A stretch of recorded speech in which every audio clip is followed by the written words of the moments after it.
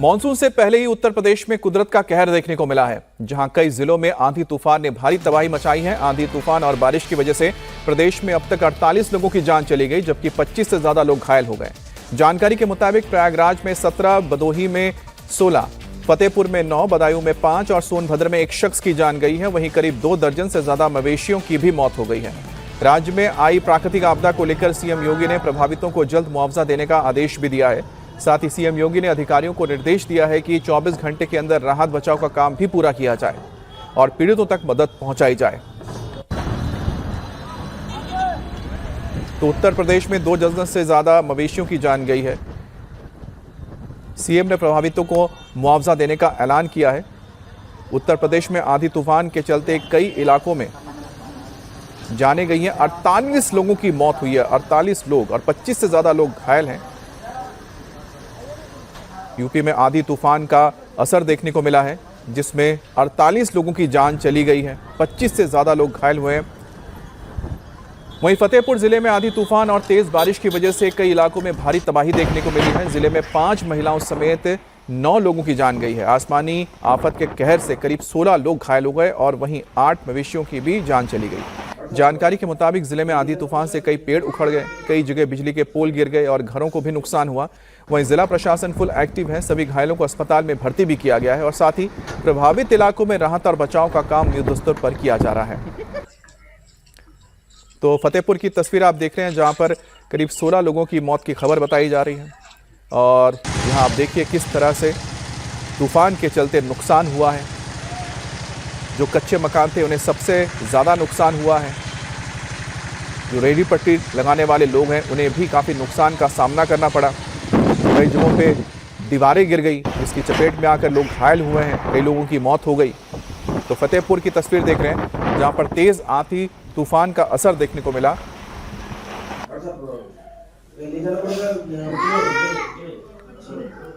तो 2 तस्वीरें आपको दिखा रहे हैं। उत्तर प्रदेश में 48 लोगों की मौत हुई है अलग अलग जिलों में, और उसी में फतेहपुर की तस्वीर देख रहे हैं, जहां पर जो लोग घायल हुए उन्हें अस्पताल में लाया गया, इलाज किया जा रहा है। सीएम की ओर से प्रभावितों को मुआवजा देने का आदेश दिया गया है। प्रशासन के अधिकारियों को तुरंत राहत पहुंचाने के लिए भी कहा गया है। और पूरे राज्य की अगर बात की जाए तो 25 लोग इसमें घायल हुए हैं। मौसम विभाग की ओर से कहा गया था कि पिछले कुछ दिनों में पश्चिमी विक्षोभ के चलते उत्तराखंड, हिमाचल प्रदेश में मौसम बदलेगा, बारिश होगी, बर्फबारी होगी। और पश्चिमी विक्षोभ का ही असर है कि मैदानी इलाकों में भी अब तेज आंधी तूफान के चलते लोगों पर कहर टूटा है और 48 लोगों की जान चली गई। मुलायम सिंह यादव के छोटे बेटे और अखिलेश यादव के भाई प्रतीक यादव का आज अंतिम संस्कार होगा। आज सुबह 11 बजे लखनऊ के भैंसाकुंड स्थित बैकुंठ धाम में प्रतीक का पार्थिव शरीर पंचतत्व में विलीन हो जाएगा। उससे पहले उनके पार्थिव शरीर को अंतिम दर्शन के लिए लखनऊ में विक्रमादित्य मार्ग पर स्थित उनके आवास पर रखा गया। प्रतीक यादव का निधन बुधवार की सुबह हुआ था। पोस्टमार्टम रिपोर्ट के मुताबिक उनका निधन फेफड़ों में जमे खून के थक्के के कार्डियक अरेस्ट की वजह से हुआ है। प्रतीक के शरीर पर चोट के भी निशान पाए गए हैं। प्रतीक की तबीयत बुधवार तड़के अचानक बिगड़ी। बेहोशी की हालत में उन्हें सुबह 5:55 पर लखनऊ के सिविल हॉस्पिटल लाया गया, लेकिन तब तक प्रतीक यादव की सांसें थम चुकी थी, नब्ज नहीं चल रही थी। डॉक्टर्स ने उन्हें ब्रॉड डेथ डिक्लेयर कर दिया। जिस वक्त प्रतीक यादव के निधन की खबर आई, उस वक्त उनकी पत्नी अपर्णा यादव असम में थी। वो हिमंत बिस्वा शर्मा के शपथ ग्रहण में शामिल होने के लिए गुवाहाटी गई थी। अपर्णा जब लखनऊ पहुंची तब तक प्रतीक की बॉडी घर पहुंच चुकी थी। अखिलेश यादव, डिंपल, शिवपाल यादव और धर्मेंद्र यादव समेत परिवार के सभी लोग पहले ही हॉस्पिटल गए थे। फिर पूरा परिवार प्रतीक के घर में मौजूद रहा। मुख्यमंत्री योगी आदित्यनाथ भी शोक संवेदना व्यक्त करने के लिए प्रतीक यादव के घर गए। सीएम योगी आदित्यनाथ ने अपर्णा यादव से प्रतीक मेडिकल हिस्ट्री के बारे में जानकारी ली। शोक की घड़ी में परिवार के साथ खड़े रहने का भरोसा दिलाया। इस बीच प्रतीक की मौत को लेकर सवाल भी खड़े हो रहे हैं। ये बात सामने आ चुकी है कि प्रतीक के शरीर में खून के थक्के जमने की आशंका बनी हुई थी। वो इसका इलाज भी करवा रहे थे। प्रतीक की पोस्टमार्टम रिपोर्ट यही कह रही है कि उनका निधन दिल का दौरा पड़ने से हुआ है, और यह दौरा इसलिए पड़ा क्योंकि फेफड़ों में खून का थक्का जम गया था। जो कंडीशन होती है पल्मोनरी एम्बोलिज्म की, अपने आप में ही ऐसी होती है जिसमें खतरा रहता है। तो सर ऑलरेडी ब्लड थिनर पे थे। फिटनेस के दीवाने प्रतीक की मौत अचानक कैसे हुई? ये सामान्य मौत नहीं है, ये संदिग्ध अवस्था में मौत हुई है और हो सकता है कि उनको पॉइजन दिया गया हो और उनके शरीर में चोट के बहुत अधिक निशान थे। प्रतीक के शरीर पर परिस्थितियां बनी कि फिटनेस के जुनूनी प्रतीक की 38 साल की उम्र में मौत हो गई। सबसे पहले प्रतीक यादव की पोस्टमार्टम रिपोर्ट पर नजर डालिए। ये postmortem king George medical university के 3 डॉक्टरों की टीम ने किया। पोस्टमार्टम रिपोर्ट में लिखा है कि मृत्यु का मुख्य कारण फेफड़े में खून का बड़ा धक्का फंस जाने से हृदय और श्वसन प्रणाली अचानक फेल हो गई। सरल भाषा में समझिए, खून का थक्का फंस जाने से कार्डियक अरेस्ट आ गया। पोस्टमार्टम रिपोर्ट में प्रतीक के शरीर में कुल 6 चोटों के निशान का जिक्र है। छाती पर चोट, दाहिने हाथ, कोहनी और कलाई पर चोटें। चोटों में गहरी सूजन, नीला पड़ना और त्वचा के नीचे खून का जमना पाया गया है। रिपोर्ट के मुताबिक 3 चोटें 5 से 7 दिन पुरानी हैं, जबकि 3 चोटों के निशान करीब 24 घंटे पुराने हैं। हालांकि खून के थक्कों को आगे की जांच के लिए सुरक्षित रखा गया है। केमिकल एनालिसिस के लिए बिसरा सैंपल भी सुरक्षित रखा गया है। रिपोर्ट फिलहाल ये कहती है कि प्रतीक की मौत फेफड़ों के खून में बड़े थक्के के कारण हुई और शरीर पर पहले से लगी कई चोटें भी मौजूद थीं। अभी फॉरेंसिक और केमिकल जांच की अंतिम रिपोर्ट आना बाकी है। प्रतीक काफी समय से बीमार चल रहे थे। शरीर में खून के थक्के बनने की आशंका बनी हुई थी। उनका इलाज कर रही डॉक्टर रुचिता शर्मा इसकी पुष्टि कर रही है। वो हमारे पुराने पेशेंट थे। मैं उनको पहले से ब्लड प्रेशर, हाइपरटेंशन और डीवीटी के लिए देखती थी। अभी कुछ दिन पहले उनका यहाँ पे एडमिशन हुआ था, जिसमें उनको पल्मोनरी एम्बोलिज्म हो गया था। इसमें ब्लड का क्लॉट जो है धमनियों में जाके जमा हो जाता है लंग्स की। उसकी वजह से उनके हार्ट पे असर आया था। तो कुछ दिन पहले यहाँ पे सांस फूलने की संबंधी प्रॉब्लम से आए थे और पल्मोनरी एम्बोलिज्म उनका डायग्नोसिस हुआ। ये जो कंडीशन होती है पल्मोनरी एम्बोलिज्म की, अपने आप में ही ऐसी होती है जिसमें खतरा रहता है। तो सर ऑलरेडी ब्लड थिनर पे थे और उनको पता था कि उनको ये प्रॉब्लम है और बीपी की दवाइयाँ रेगुलर लेते थे। बहुत ही अच्छे पेशेंट थे और समय समय पे मेडिसिन भी करते थे। लेकिन अभी क्या हुआ इसके बारे में तो नहीं कह सकते, लेकिन डिफिकल्ट था उस समय ये बात समझ। प्रतीक बीमार थे लेकिन दवाइयां टाइम पर ले रहे थे। अपनी बीमारी को लेकर अलर्ट थे। फिर आखिरी 24 घंटे में आखिर ऐसा क्या हुआ कि स्थिति इतनी बिगड़ गई? अभी तक जो जानकारी सामने आई है उसके मुताबिक रात में प्रतीक यादव अपने कमरे में थे। उनके हाथ से पानी का ग्लास छूट गया, जिसकी आवाज सुनकर अटेंडेंट आया। प्रतीक यादव ने रात करीब 3 बजे अपने एक हेल्पर से पैर में तेल की मालिश करवाई। इसके बाद प्रतीक अपने कमरे में ही थे। रात करीब 4 बजे किचन में अचानक बेहोश मिले, जिसके बाद डॉक्टर को घर पर बुलाया गया। सुबह 5:30 बजे सिविल अस्पताल के कार्यवाहक निदेशक के पास उनके घर से फोन आया था, जिसके बाद डॉक्टर प्रिंस टीम के साथ चेकअप के लिए गए। तब प्रतीक के शरीर में कोई हरकत नहीं थी। सुबह 5:55 पर प्रतीक यादव को अस्पताल ले जाया गया। 6 बजे तक जांच के बाद डॉक्टरों ने मृत घोषित कर दिया। मृत अवस्था में 5:55 पे सवेरे ले आए गए। पुलिस को सूचना दी गई, पुलिस आई, पुलिस ने बॉडी को लेके उसका पंचनामा करवा के पोस्टमार्टम के लिए भेज दिया। जिस वक्त प्रतीक यादव की मौत हुई, जिस वक्त प्रतीक अपने घर में ही बेहोश हुए, उस वक्त प्रतीक यादव के साथ घर पर कुछ रिश्तेदार और हाउस हेल्प वाले कर्मचारी मौजूद थे। अपर्णा यादव के भाई ही प्रतीक को अस्पताल में एडमिट करवाने के लिए ले गए थे।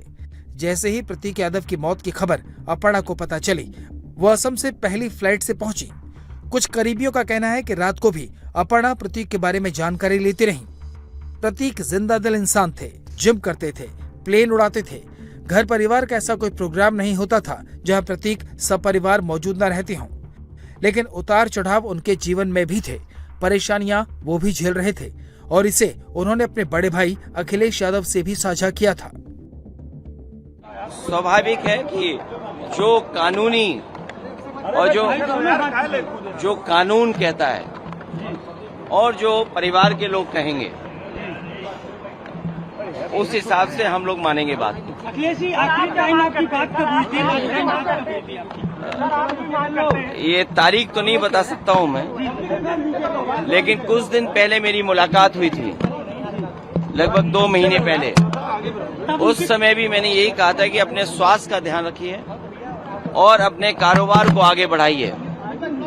कभी कभी फाइनेंशियल या कुछ आईडी नहीं चेक करो भाई। जो कारोबार में जो नुकसान होता है उससे कई बार लोग बहुत दुखी हो जाते हैं, वो हमारे बीच नहीं है। जो कानूनी रास्ता है वो हम लोग अपनाएंगे। पोस्टमार्टम रिपोर्ट में प्रतीक के शरीर में कोई फाउल प्ले सामने नहीं आया है, लेकिन समाजवादी पार्टी को उनकी मौत में साजिश नजर आ रही है, इसलिए पार्टी के नेता जांच की मांग कर रहे हैं। मैंने मालूम किया कि उनकी मौत हो गई है, तो पोस्टमार्टम क्यों हो रहा है? डॉक्टरों ने कहा ये सामान्य मौत नहीं है, ये संदिग्ध अवस्था में मौत हुई है और हो सकता है कि उनको पॉइजन दिया गया हो और उनके शरीर में चोट के बहुत अधिक निशान थे और उसके बाद उनका पोस्टमार्टम हुआ। पोस्टमार्टम 9 बजे पूरा हो गया और पोस्टमार्टम के 5 घंटे बाद तक उनकी बॉडी यहाँ नहीं लाई गई और वो मॉर्चरी में ही उनको रखा गया। पोस्टमार्टम के बाद भी ये सब उधर पोस्टमार्टम हो रहा था, इधर पुलिस घर में घुस करके उनका लैपटॉप और मोबाइल फ़ोन उठा करके ले गई। तो ये सब कारण हैं। हम लोग ये बात मांग कर रहे हैं कि उनके मौत के कारणों की जांच कराई जाए। प्रतीक यादव के चले जाने से परिवार गमगीन है। रिश्तेदार और दोस्त हैरान हैं कि आखिर इतना जिंदा दिल इंसान, अपनी सेहत की इतनी फिक्र करने वाला इंसान कैसे काल के गाल में समा सकता है। साथ ही कई सवाल भी हैं जिनका जवाब विस्तार रिपोर्ट और पुलिस की जांच के बाद सामने आएगा। और पीएम मोदी की ईंधन बचाने की अपील के बाद खुद प्रधानमंत्री इस मुहिम में जुट गए हैं। पीएम मोदी ने अपने काफिले से कई गाड़ियों को हटा दिया है, इसके साथ ही केंद्रीय मंत्रियों ने भी अपने काफिले को छोटा कर दिया है। वहीं पीएम मोदी की अपील के बाद बीजेपी शासित राज्यों के मुख्यमंत्री भी एक्शन मोड में आए हैं। राज्यों में सीएम, मंत्री और ऑफिसर्स की गाड़ियों के काफिले को आधा कर दिया गया है। इसी के साथ मंत्रियों, अफसरों के विदेश दौरे पर भी रोक लगा दी गई है। साथ ही अफसरों को सभी मीटिंग वर्चुअल करने का आदेश दिया गया है। सरकार की कोशिश है कि ज्यादा से ज्यादा लोग पब्लिक ट्रांसपोर्ट का इस्तेमाल करें, जिससे ईंधन की बचत हो।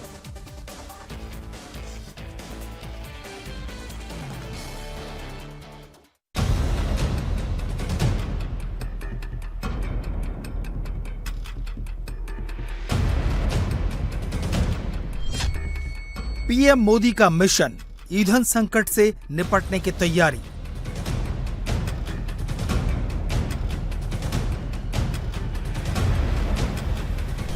तेल संकट के बीच आत्मनिर्भरता का मास्टर स्ट्रोक।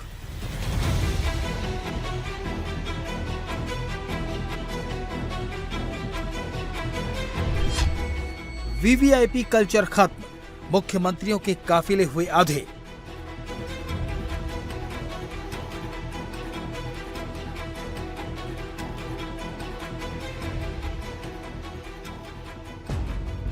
मिडिल ईस्ट तनाव के बाद पैदा हुए ईंधन संकट के बीच प्रधानमंत्री नरेंद्र मोदी ने देशवासियों से पेट्रोल डीजल का इस्तेमाल कम करने की अपील की और अब प्रधानमंत्री ने खुद इस पर अमल करना भी शुरू कर दिया है। प्रधानमंत्री के काफिले में शामिल गाड़ियों की संख्या बिल्कुल कम कर दी गई है। बुधवार को पीएम जब दिल्ली की सड़क पर निकले तो उनके साथ सिर्फ 2 गाड़ियों का काफिला था। आगे वाली गाड़ी में वो खुद थे, वहीं पीछे एक एसपीजी की गाड़ी चल रही थी। हालांकि एसपीजी प्रोटोकॉल के तहत सभी अनिवार्य सुरक्षा उपायों को पूरी तरह बरकरार रखा गया है। इससे पहले तक प्रधानमंत्री के काफिले में कम से कम 12 से 15 गाड़ियां होती थीं, लेकिन अब प्रधानमंत्री के काफिले की ज्यादातर गाड़ियां हटा दी गई हैं। आमतौर पर पीएम मोदी के सुरक्षा काफिले में कितनी कार होंगी, किस फॉर्मेशन में चलेंगी, ये एसपीजी प्रोटोकॉल के तहत तय होता है और गृह मंत्रालय की गाइडलाइंस के तहत पूरा काफिला रहता है। प्रधानमंत्री के काफिले में आमतौर पर एक गाड़ी प्रधानमंत्री के लिए होती है, एक हूबहू डिकॉय व्हीकल होता है, यानी कि प्रधानमंत्री की गाड़ी जैसी ही दूसरी कार। प्रोटेक्टिव पैरामीटर के लिए एक आर्मर्ड एसयूवी होता है। इसके अलावा जैमर से लेस टोयोटा फॉर्च्यूनर, कम्युनिकेशन वाहन, एम्बुलेंस और सपोर्ट वैन शामिल होती है। साथ ही इसमें रूट क्लियरेंस गाड़ियां भी होती हैं। लेकिन अब पीएम मोदी ने अपने काफिले को काफी छोटा कर दिया है। पीएम मोदी के साथ ही केंद्रीय मंत्रियों ने भी अपने काफिले में शामिल गाड़ियों को कम कर दिया है। गृह मंत्री अमित शाह ने अपने काफिले में गाड़ियों की संख्या घटा दी है। इसके साथ ही रक्षा मंत्री राजनाथ सिंह ने भी अपनी Z+ सुरक्षा में लगी कई गाड़ियों को कम कर दिया है। तो वहीं नितिन गडकरी ने भी अपने काफिले को छोटा किया है। इसके साथ ही कई और केंद्रीय मंत्रियों ने अपने काफिले को छोटा कर दिया है या फिर पब्लिक ट्रांसपोर्ट इस्तेमाल करना शुरू कर दिया है। प्रधानमंत्री मोदी की अपील के बाद कई राज्यों के सीएम ने अपने काफिले में शामिल गाड़ियों की संख्या घटा दी है। यूपी और एमपी से लेकर बिहार और उत्तराखंड के मुख्यमंत्रियों और मंत्रियों ने अपने काफिले में गाड़ियों को कम किया है। यूपी, एमपी, गुजरात, उत्तराखंड, पश्चिम बंगाल, राजस्थान के सीएम के काफिले में शामिल कई गाड़ियों को हटा लिया गया है। सारे ऑस्टेरिटी मेजर हमने आज अडॉप्ट किया। गवर्नर, चीफ मिनिस्टर का कॉन्वॉय साइज डाउन साइज होगा। नया व्हीकल हम अगले 6 महीना नहीं खरीदूंगा। स्क्रैपिंग को हम लोग एनकरेज करूंगा। कोई भी विदेशी सामान हम अगले 6 महीना तक नहीं खरीदूंगा सरकार का ओर से। कोई फॉरेन ट्रेवल नहीं होगा, गवर्नमेंट फॉरेन ट्रेवल भी नहीं होगा, प्राइवेट फॉरेन ट्रेवल भी नहीं होगा। जहां तक सरकार और सरकारी एम्प्लॉइज का इशू है, except medical treatment nobody will go to abroad. So Assam in a humble way प्रधानमंत्री जी का अपील को क्रियान्वित करने का प्रयास करेगा। ईंधन बचाने के लिए यूपी के मुख्यमंत्री योगी आदित्यनाथ ने कई बड़े फैसले लिए हैं। बुधवार को ही कैबिनेट बैठक में 7 बड़े फैसले लिए गए। मुख्यमंत्रियों, मंत्रियों, विधायकों और अफसरों का काफिला 50% तक घटेगा। हफ्ते में एक दिन इन्हें पब्लिक ट्रांसपोर्ट या बस, मेट्रो से चलना होगा। सभी सरकारी बैठकें, सेमिनार, कॉन्फ्रेंस, वर्कशॉप वर्चुअल होगी। राज्य सचिवालय की 50% बैठकें वर्चुअल होंगी। बड़ी कंपनियों में हफ्ते में 2 दिन वर्क फ्रॉम होम होगा। हफ्ते में एक दिन नो व्हीकल डे मनाया जाएगा। पेट्रोल, डीजल और बिजली बचाने पर जोर दिया जाएगा। पीएम मोदी की अपील के बाद महाराष्ट्र सरकार एक्शन मोड में है। बुधवार को सीएम देवेंद्र फडणवीस ने 2 हाई लेवल मीटिंग की, जिसके बाद सरकार ने फैसला किया कि मुख्यमंत्री समेत सभी मंत्रियों के काफिले में गाड़ियों की संख्या आधी होगी। सभी मंत्रियों के विदेश दौरे रद्द होंगे। हेलीकॉप्टर और विशेष विमान के इस्तेमाल पर रोक रहेगी। मंत्री सार्वजनिक परिवहन का इस्तेमाल करेंगे। अफसरों को सरकारी काम के लिए पब्लिक ट्रांसपोर्ट का इस्तेमाल करना होगा। महाराष्ट्र सरकार ने, चाहे वो हमारे सिक्योरिटी का मामला हो, जो सिक्योरिटी के कॉन्वॉय होते हैं, जो विदेश यात्रा के मामले हो, या अलग अलग प्रकार से जहां पर देश का जो फॉरेन एक्सचेंज है, वो जिन चीजों में खर्चा होता है, उन चीजों का कम से कम इस्तेमाल कैसा हो, इस प्रकार का प्रयास हम लोग कर रहे हैं।